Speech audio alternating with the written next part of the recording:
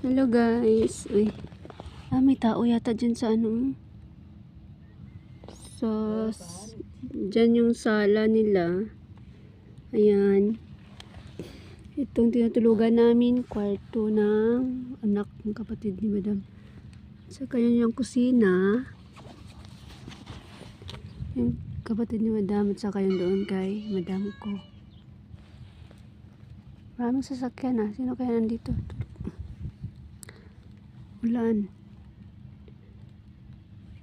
May natutulog yata dyan para may harang man yung ano. Labas tayo. Magkape ako maya. Higpit ko muna itong mga tinulugan. Yung tinulugan ko. Mag-init ako ng tubig doon at magkape. Linisin ko muna dito. Para pag-check